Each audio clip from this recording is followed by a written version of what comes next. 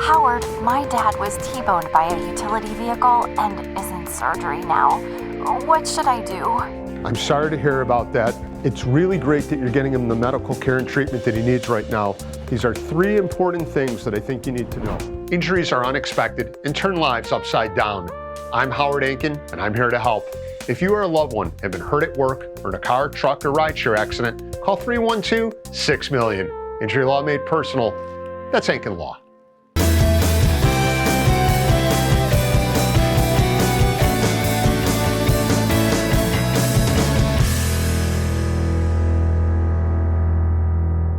Super excited. I think from an organizational standpoint, to be able to execute something we're so fortunate to secure, right?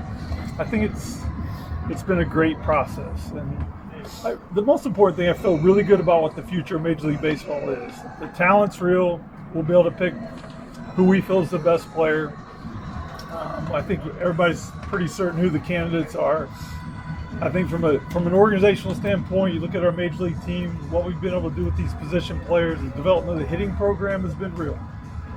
So when you look at where we're choosing, what we're trying to do, I do think the candidates will help justify where we're going to go with this. It's still a little bit of an open book, but I think we all know who the candidates are here, and we're working extremely hard. The Cholowsky Emerson conversation, the Vahn Lackey conversation, these are real. They are happening. They're happening up to the minute. You have a catcher, and then the continuation of these shortstops that continue to define the game across the league. We are searching for this, right? So we're doing our very absolute best up to the minute to make the best choice. You also said you have a $17 million with 17.5 or something like that. Yeah. Cool. And you said you want to make it an impactful draft across, not just 1-1, but as much as you can to make it kind of an impactful draft. Yeah, I think the pool space is real. You got to be able to utilize the assets that was given to you. Think about the pain to get to the losses to be able to pick one, right? So I think it's up to us where the club is headed, the direction Chris is taking the club, the performance of the players. We're not going to be in this position much longer. So I do think how we build out the first pick in the total draft, we must capture the best value. And we feel good about the targets, the direction. The pitching, we have to secure a little bit more, maybe to continue building up the supply, the totality. So we're working really hard to build out that depth right now. As far as a player's timeline, given a high school player and a college player, given where the Major League club is, does either status make a difference? Yeah. If you look out on that field right now, we have pieces in place, right? I think when you look, we're not looking for a savior. It's never been Chris's goal to find saviors. It's been his goal to continue to add to the totality of this team, okay? So regardless of what happens, it's our job to continue to build an organization. He's never going to stop with that being his plan. You got to keep adding to a puzzle and keep going. It's not about the next player or what. It's about who can we acquire that keeps this thing moving in a direction. If you watch Will run the club, he does it with deploying people in multiple spaces. He does it with adversity, like being able to build out a lineup every day to help win the game today. If you understand where that White Sox are going with that plan, we're going to execute that with our draft. We're not going to be we got to have a shortstop, we got to have a catcher. Who's going to best define the totality, how we want the club to work? Can we talk about the process? Because it is different now because of where you're picking and what this team is doing. Who will make the final decision? I think we're all making the final decision together. I think this is collaboration. I think the change that's happened here is real and how we're all collaborating together. It's player development is heavy in the draft room right now as we're blending this as the scouts are. It's research and development doing their part. It's collaboration with the PD department. Paul Yanish is in there. We're talking about the makeup of the player, how they fit together, what they build out. So I don't think it's any one person, but Chris Getz is running this organization, and I believe Jerry really trusts Chris to make the final decision. He does. He likes where the direction of the club is going. I think the fan base likes where the direction is going. Are you dealing with things like high ceiling, safe floor? How do you project things like that? We're picking one. I think when you're picking one, they all have that. They have ceiling, they have present value, they have tools, they have all the things you're looking for. We feel good about that, and I think like when you guys ask about, was a high school player get here? Guys, I'm going to continue to tell you this. High school players are facing 95. They're facing 98. They're accustomed to the stuff. So it's not like when they get to Major League, it's going to be the first time they ever see that. They're seeing this stuff. And like you see Connor Griffin, you see the top high school players across the country get to the Major Leagues fast. That's going to continue to happen. They're very talented people. They're in training models that expedite it. And when you have special people and special talented, their tools and their skills in these special training environments, they're going to move faster. So, how has the progress in the hitting development this org has made altered or affected your thinking, and just maybe in terms of high school players making the transition, but also just correctable flaws or points of development and hitters that might seem more achievable now, given some success you guys have had. If you're paying attention to what Ryan's talking about, it's about contact. What's the contact rate of the hitter, right? What's his decisions like? How good is he at managing the strike zone? He's not chasing out of the box, right? The track man, you guys, the box prevalent to everybody who watches the game. How do they control those decisions within the box, right? And then the damage they can create. Our preference is that, the player has 2 of 3 of those things when we're drafting him. One, you want him to have all 3. And that's the thing. Contact, decisions, and damage are the things we're trying to chase. The reason we keep taking shortstops, there's a reason. The reason we keep taking a catcher, there's a reason. Their defensive value is real. How the game is viewed, how industry view, not just the White Sox view, the industry view of someone wanting to acquire the players, we're very mindful of that as well. Do you wish the draft was tomorrow just to get it over with? Does it get harder with the moaning days? I'm thankful, right? I'm thankful for the opportunity. I didn't want to lose the way we lost to get here. That was painful. But how could you not be excited to have the number 1 pick and where the club's going, the direction of the club? Everybody talks about changes in mock drafts. What prompts those changes, do you think? What new information is unveiled that makes people update these rankings? I can't answer that question. I don't know. I think people think they know what's going on. I don't think they understand the delicacy of what orders really mean in a draft process today. These engines with science and research and development, what TrackMan, what Hawkeye gives you today, what you can capture on a player, what's your athletic engine. They get on force plates and they jump. They do these exquisite testing. We bring Major League Baseball to Combine brings all this information in. I don't think the media or anybody has a website or a page they want to push. They may not have that information. I don't know how you can capture it today to justify what you think the order is. Mike, when the lottery happened, everyone seemed to be thinking this was an obvious number 1 pick draft. There's an obvious guy. Well, from your perspective, you'd seen all these guys. What were you thinking when? What was your approach to this when at the time, right? I think at the time, I don't think anybody's really under the microscope of Major League Baseball. We scout players younger, right? But you're always scouting players with one eye open when they're not on the clock. The minute the player gets on the clock and it's time to go, the evaluation process gets a lot deeper. Now we open both eyes. Now we start to dig into you. Who are you? What is your makeup? What are your tools, right? What are your holes? What's the window for us to take Nobody's perfect. Whoever we take is not perfect, right? But it's not about what they are today. It's about what they're going to be 2 to 3 years from now when they show up here at the Major League level. That's the scouts' view. That's R&D's department. That's a player development inclusion as well to make sure we're doing that. You worked on Cholowsky when he was a high school Correct. kid. Have you seen a decided growth from him? You may see a much stronger player. He's more physically advanced. He was the shortstop and the leader, the captain of the number 1 college team in America. He is foundational on the field with his habits. He's a leader on the field. He has a very secure defense at shortstop, so he does the things defensively you want a 6-hole guy to do. And I think the power is real. He does those three pillars we talk about. He controls the zone, right? There's contact and there's damage, and he plays shortstop. Does Emerson benefit from being coached by a guy who was a pretty accomplished major leaguer? Yeah, Rusty Greer was a great hitter, great player. I think anytime you're around someone at the major league level who can support you like that. Grady's an elite high school player. It's an elite high school hit tool, and he does it really easy. So obviously we're zeroing on these guys pretty good, And even Vahn Lackey, the catcher, is a supreme athlete.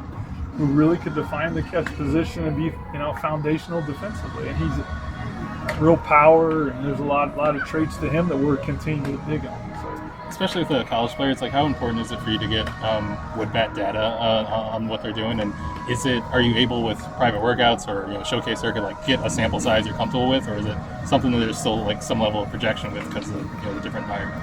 Yeah, I mean, we've seen Grady hit with a wood bat. Roch, last year Team USA, we got an up the minute.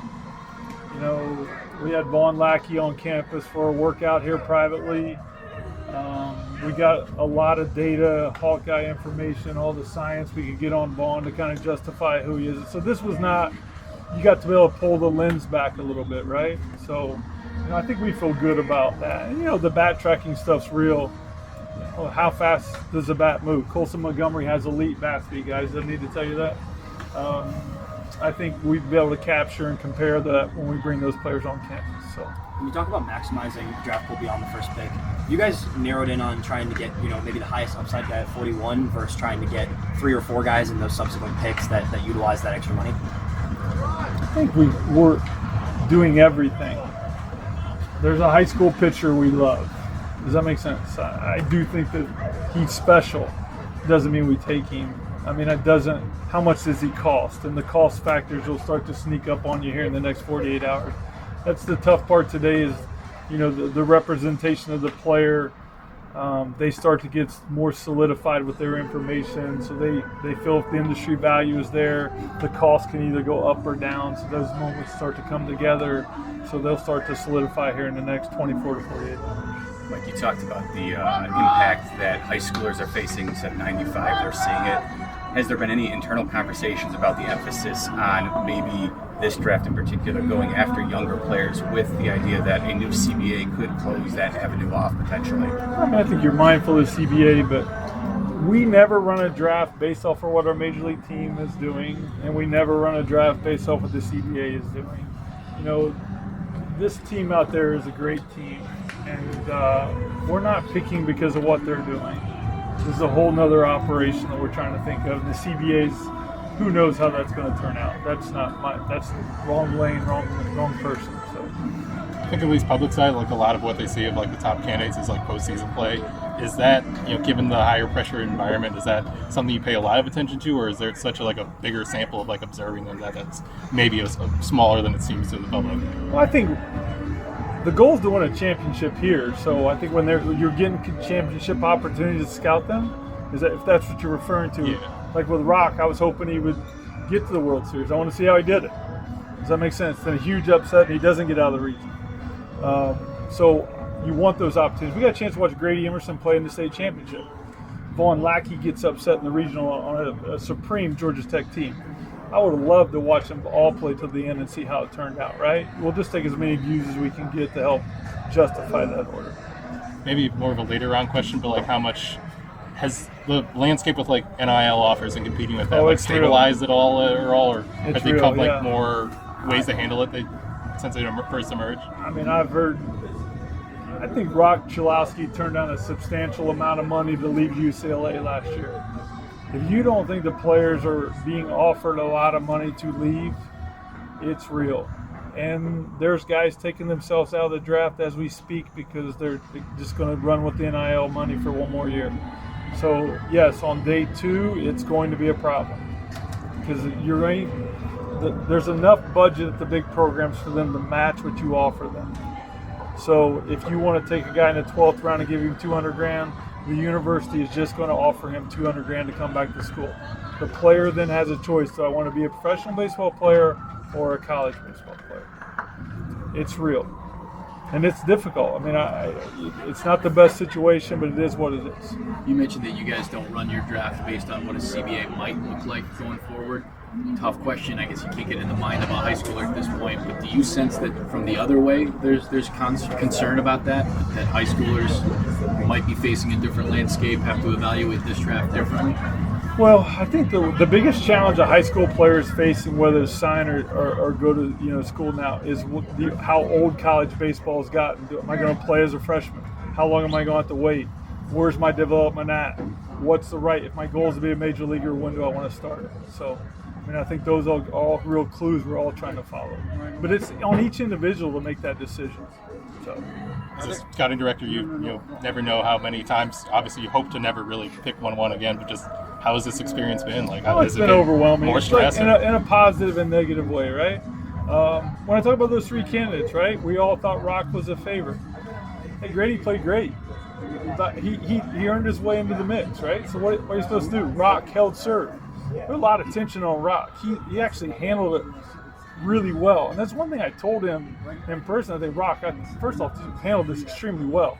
We met him in the combine. To put himself, to hold serve, keep himself in this mix was really impressive to watch him go through that, right?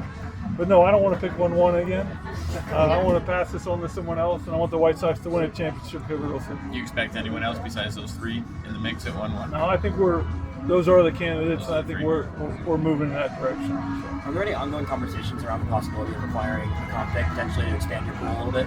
I think Josh and Chris do a really good job, and Carlos did a great job.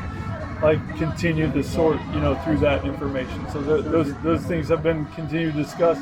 I think the team, especially now they get their board together, they start wondering, okay, what can we possibly get about this if we think it's a deeper draft? What can we acquire for the pick in the moment? Because we can't trade picks, but you can trade it up to the point. So it is something interesting if you have an extra pick.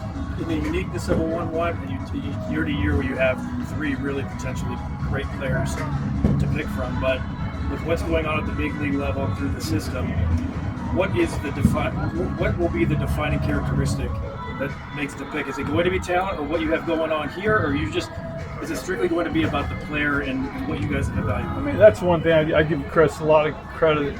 He's told us we're taking the best player. It's not about the major league team. It's not about the money. It's about who is the best player.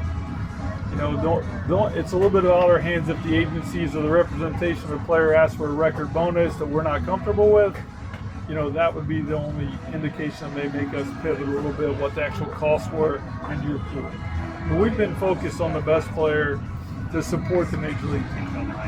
Will's done a great job. We just want to continue to support him. Since the agency has two of them, have they indicated anything recently? The same players having you mean Roch and Grady having the same representation? Yeah, I mean, I think we're working hard with the group, with them as well, to figure it out, and I think we'll come to the best solution. I think they'll be great partners at the end of the day. Tell us who it is.